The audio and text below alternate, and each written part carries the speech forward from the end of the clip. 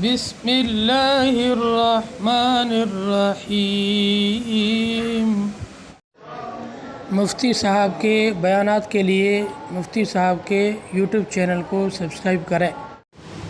صلی اللہ تعالی علیہ وسلم وعلی آلہ واصحابہ اجمعین، اما بعد، قال اللہ تبارک وتعالی فی کتابہ المجید، اعوذ باللہ من الشیطان الرجیم، بسم اللہ الرحمن الرحیم،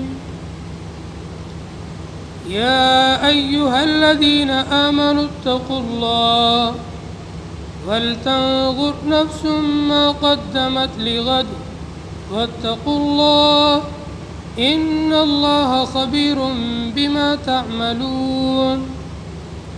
وقال النبی صلی اللہ علیہ وسلم، اذا مات الانسان انقطع عمله الا من ثلاث: علم ينتفع به او صدقة جاریہ او ولد صالح يدعو له، او كما قال النبی صلی اللہ تعالی علیہ وسلم، رب اشرح لی صدری ویسر لی امری واحلل عقدة من لسانی یفقهوا قولی واجعلہ وزیرا من اہلی۔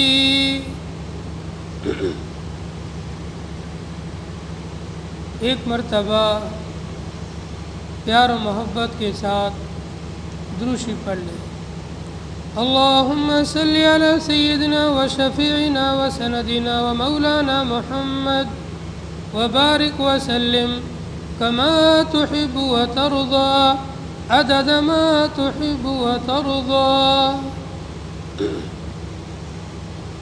درد دل کے واسطے پیدا کیا انسان کو، درد دل کے واسطے پیدا کیا انسان کو، ورنہ عبادت کے لیے کم نہ تھے کر و فر۔ گرامی قدر سامعین ذی وقار، دینی اور اسلامی غیور بھائیوں، نبی کریم صلی اللہ علیہ وسلم کی ایک حدیث پاک پڑھی گئی ہے۔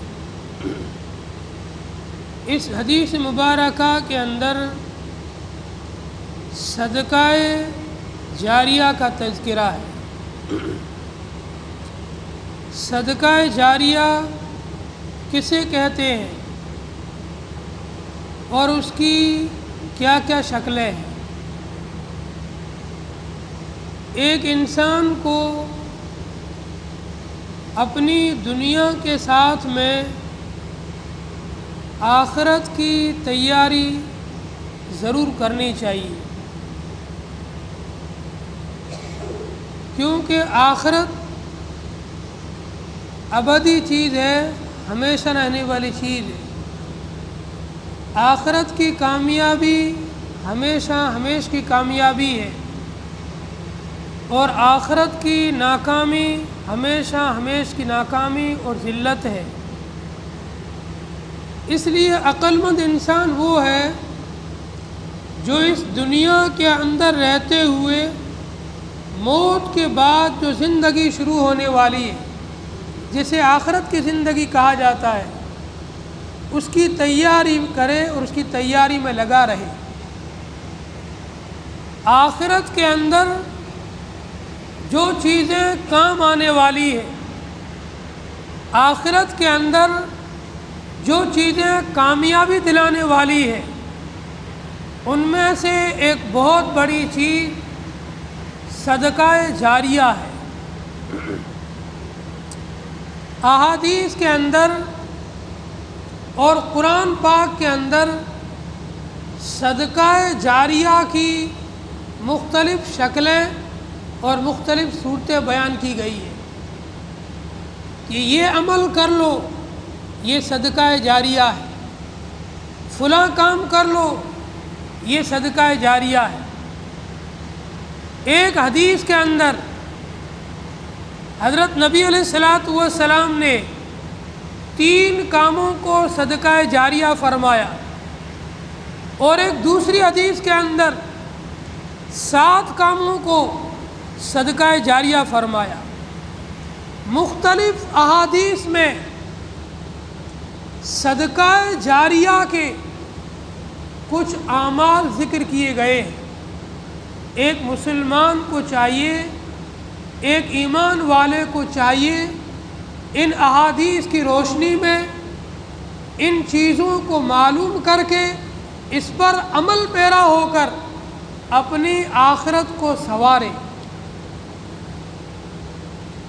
یہ دنیا چند روزہ ہے، دنیا کی زندگی فانی ہے، اور دنیا میں ملی ہوئی ہر نعمت فانی ہے، فنا ہونے والی ہے۔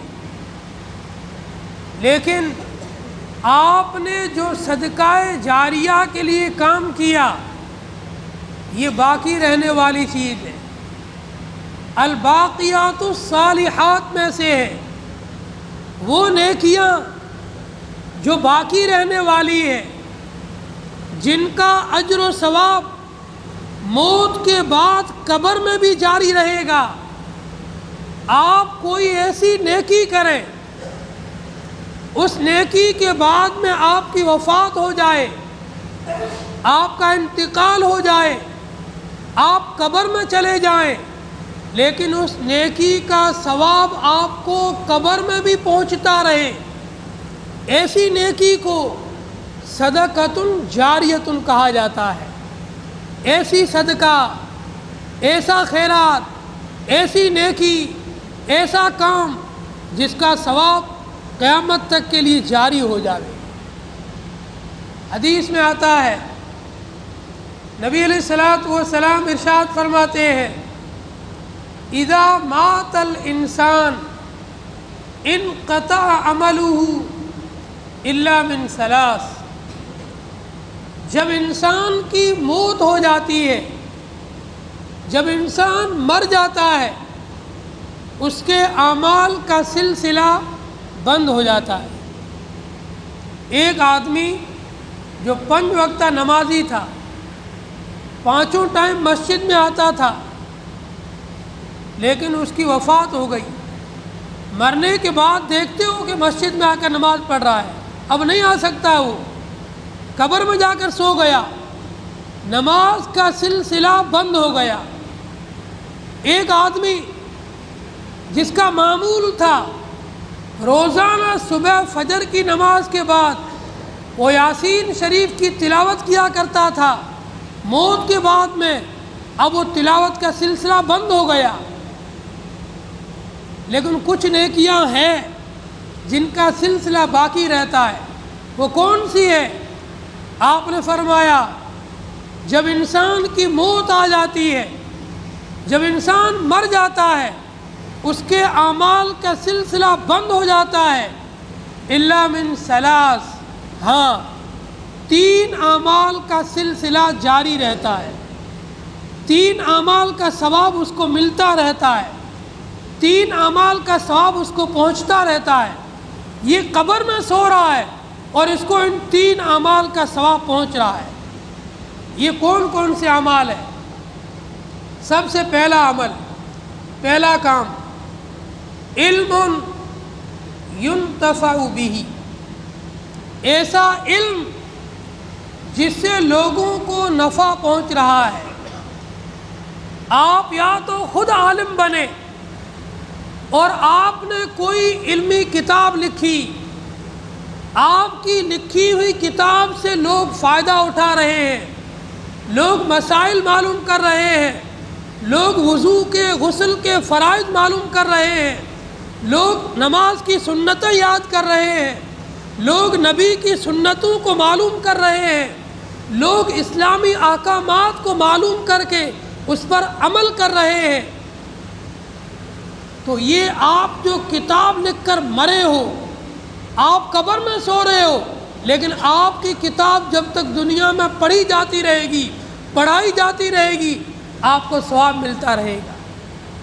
اس کی آپ مثال سمجھیں، نورانی قاعدہ ایک چھوٹی سی کتاب ہے۔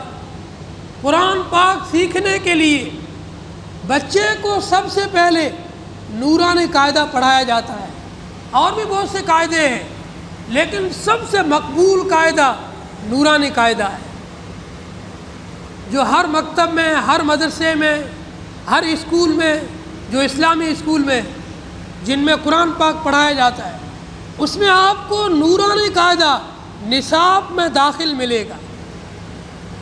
اب اس نورانی قاعدے سے کئی لاکھوں بچے اس قاعدے کو پڑھ کر آگے قرآن پڑھ رہے ہیں۔ یہ قاعدہ لکھنے والا مرے ہوئے کئی سال گزر گئے ہوں گے، لیکن اس کا فیض آج تک جاری ہے۔ یہ صدقہ جاریہ ہے۔ اسی طرح آپ نے کوئی کتاب لکھی، آپ کو کوئی ہنر آتا ہے، آپ ٹیلر ہیں، آپ انجینئر ہیں، آپ پروفیسر ہیں، آپ ڈاکٹر ہیں، آپ ماسٹر ہیں، آپ حکیم ہیں، آپ استاد ہیں، آپ ٹیچر ہیں، آپ معلم ہیں۔ آپ جس لائن کے ماہر آدمی ہو، آپ کے پاس اللہ نے جو فن دیا ہے، اس فن سے کسی آدمی کو فائدہ پہنچاؤ، اپنا کوئی شاگرد تیار کرو۔ یہ شاگرد جب تک آگے مخلوق کو فائدہ پہنچاتا رہے گا، آپ کو ثواب ملتا رہے گا۔ آپ ٹیچر ہیں، آپ نے 100 بچوں کو اچھا پڑھایا، با اخلاق بنایا، سوسائٹی میں بہترین اخلاق کے 100 فرد تیار کیے۔ یہ 100 فرد، 100 افراد جب تک معاشرے کی لوگوں کی خدمت کرتے رہیں گے، ان کا ثواب آپ کو ملتا رہے گا، کیونکہ ان کا تیار آپ نے کیا ہے۔ آپ کے علم سے یہ تیار ہوئے ہیں، آپ کی محنت سے یہ تیار ہوئے ہیں۔ ان کی کارکردگی کا جو ثواب ہے، جتنا ان کو ملے گا، اتنا کا اتنا ثواب آپ کو ملتا رہے گا، اور آپ کے کھاتے میں یہ صدقہ جاریہ ہمیشہ ہمیشہ کے لیے جاری رہے گا۔ اسی طریقے سے کسی عالم نے کوئی کتاب لکھی، اس کتاب کی چھپائی میں، اس کتاب کی اشاعت میں آپ نے اپنے پیسے لگائے، اپنے پیسے خرچ کیے۔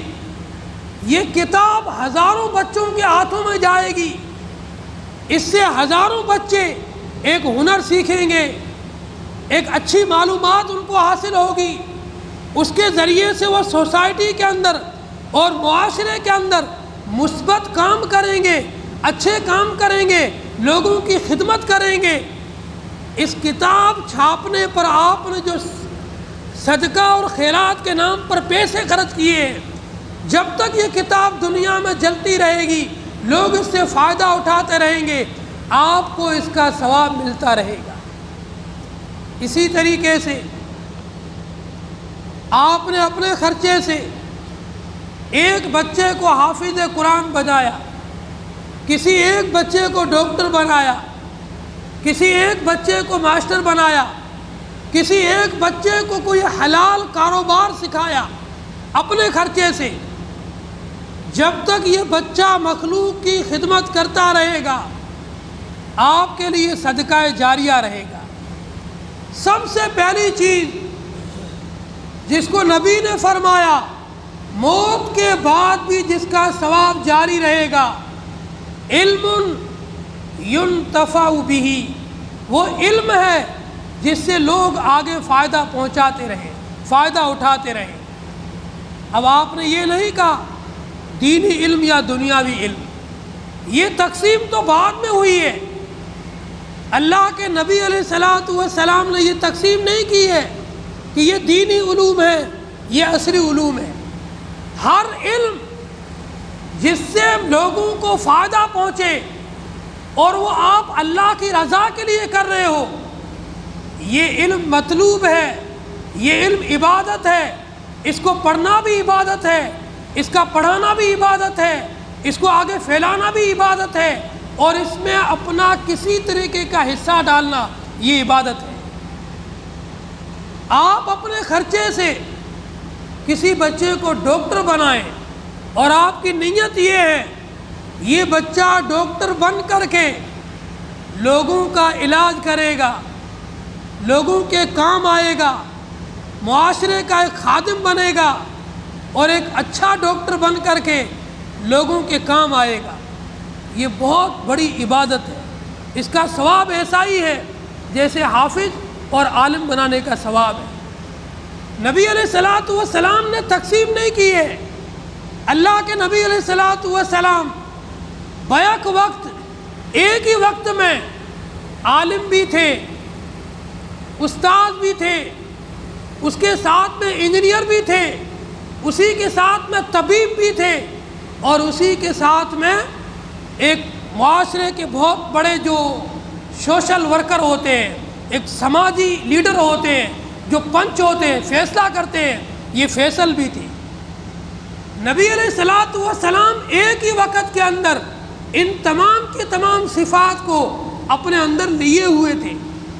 آپ جب مسجد میں بیٹھتے تھے تو لوگوں کو دین سکھاتے تھے، قرآن سکھاتے تھے، اسی کے ساتھ میں آپ جہاد کی ٹریننگ بھی دیتے تھے، اسی کے ساتھ میں آپ تجارت بھی کیا کرتے تھے، اسی کے ساتھ میں آپ معاشرے کے اندر جو لوگوں کے درمیان ناراضگیاں ہوتی تھی ان کی بھی صلح کر کے آپس میں لوگوں کے راضی نامہ کرا کر کے آپ ان کے درمیان پنچایت بھی کیا کراتے تھے اور لوگوں کے درمیان پنچ کی حیثیت ہی رکھتے تھے۔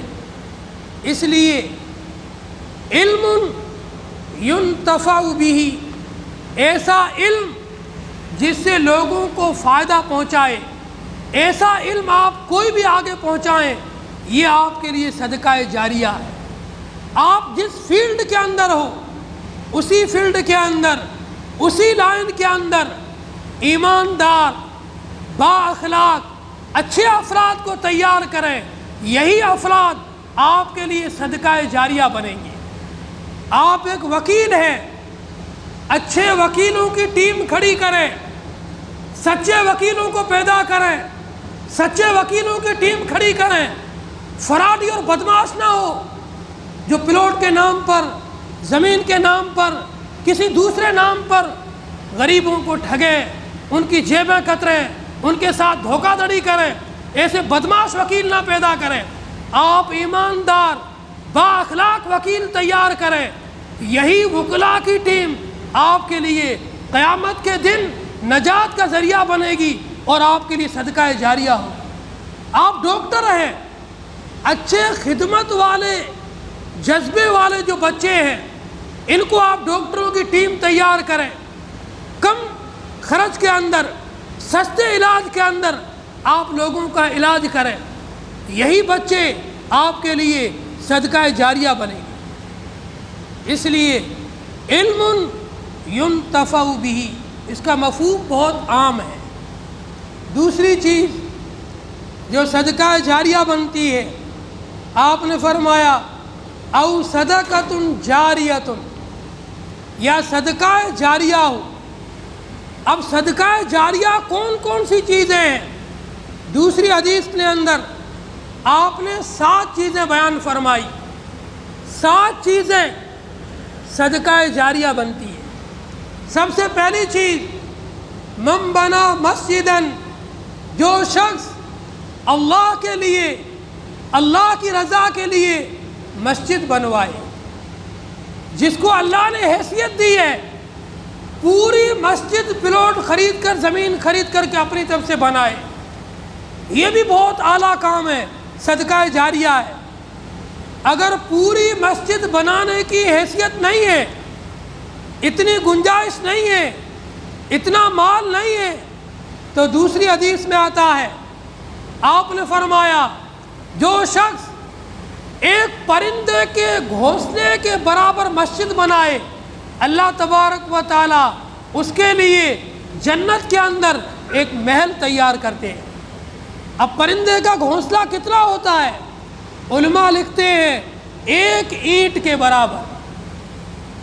کہیں پر مسجد کی تعمیر ہو رہی ہو، کہیں مسجد بن رہی ہو، آپ کو پتہ چلے فلاں علاقے میں فلاں جگہ پر مسجد بن رہی ہے اور حقیقت ہے، یہ جھوٹ نہیں ہے، فرضی بات نہیں ہے، اس جگہ پر آپ کو اپنا حصہ ڈالنا چاہیے۔ چاہے آپ سیمنٹ کی ایک بوری ہی پہنچاویں، آپ 10 اینٹوں کا خرچہ ہی دیں یا 100 اینٹوں کا خرچہ پہنچاویں، کچھ نہ کچھ اس مسجد کے اندر آپ کا حصہ لگنا چاہیے، تاکہ قیامت کے دن آپ کے لیے اس تھوڑے سے حصے کے بدلے میں اللہ کی طرف سے ایک محل بن کر آپ کو ملے۔ اس لیے فرمایا سب سے پہلی چیز من بنا مسجدن، جو شخص مسجد بنائے اس کے لیے اللہ کے یہاں یہ صدقہ جاریہ ہے۔ جب تک یہ مسجد قائم رہے گی، لوگ اس میں نماز پڑھیں گے، قرآن کی تلاوت کریں گے، ذکر و اذکار کریں گے، جتنے لوگوں کا مسجد کی تعمیر میں حصہ لگا ہے ان سب کو اس کا ثواب پہنچتا رہے گا۔ مسجد بن کے تیار ہو گئی، اب اوپر بھی اس کے خرچے ہیں، لائٹیں لگوانی ہیں، پنکھے لگوانے ہیں، کولر ہے، اور بھی کئی خرچے ہوتے ہیں مسجد کے۔ ان خرچوں کے اندر بھی جو حصہ لے گا یہ بھی صدقہ جاریہ ہے، یہ بھی ہمیشہ ہمیں ثواب باقی رہنے والی چیز ہے۔ اس لیے مسجد کے اندر بڑھ چڑھ کر کے شوق کے ساتھ میں اور اخلاص کے ساتھ میں حصہ لینا چاہیے۔ دوسری چیز او غرس نخلا، عرب کے اندر چونکہ کھجور کے درخت زیادہ لگائے جاتے تھے، اس لیے نبی علیہ السلام نے حدیث میں کھجور کا لفظ بولا ہے۔ علماء لکھتے ہیں کوئی بھی درخت آپ لگائیں، اس درخت سے کوئی پرندہ فائدہ اٹھاوے، کوئی جانور فائدہ اٹھاوے، کوئی انسان فائدہ اٹھائے، آپ کے لیے صدقے کا ثواب ہے۔ آپ نے ایک درخت لگایا، چھوٹا سا پودا لگایا تھا، یہ بڑا ہو کر کے ایک تناور درخت بنا، اس کے سائے میں آ کر کے کوئی مسافر آرام کرتا ہے، کوئی جانور آ کر کے دھوپ میں اس کے سائے میں آ کر بیٹھتا ہے، کسی جانور نے اس کے پتے کھا کر اپنا پیٹ بھرا، کسی پرندے نے اس کی ڈالی پر بیٹھ کر آرام کیا یا اس کے کوئی چیز کو کھایا۔ کسی بھی طریقے سے اس درخت سے اللہ کی کوئی بھی مخلوق فائدہ اٹھائے گی، آپ کے لیے یہ درخت صدقہ جاریہ ہے۔ اس کے علاوہ آج کل جو آپ کی سائنس ہے یہ درختوں کے کتنے بڑے فائدے بتاتی ہے۔ زیادہ درخت لگاؤ تاکہ بیماریاں دور ہو اور معاشرے میں صحت اور عافیت کا ماحول بنے۔ اس لیے کہ جتنے زیادہ آپ کے ارد گرد درخت ہوں گے، یہ درخت ہم جو اندر سے گندی زہریلی سانس چھوڑتے ہیں اس کو لے لیتے ہیں اپنے اندر اور خوشگوار ہوا کو باہر پھینکتے ہیں، جس سے ہماری صحت پر اور تندرستی پر اثر پڑتا ہے، صحت برقرار رہتی ہے۔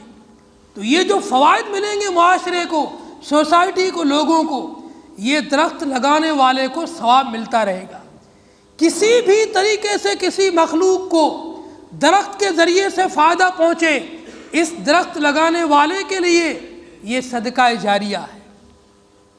تیسری چیز آپ نے فرمایا او غرس نخلا، یا کوئی آپ گھاس اگاؤ، ہریالی اگاؤ، اس سے کوئی جانور چر لے، کوئی بکری، گائے، بھینس اپنا پیٹ بھرے۔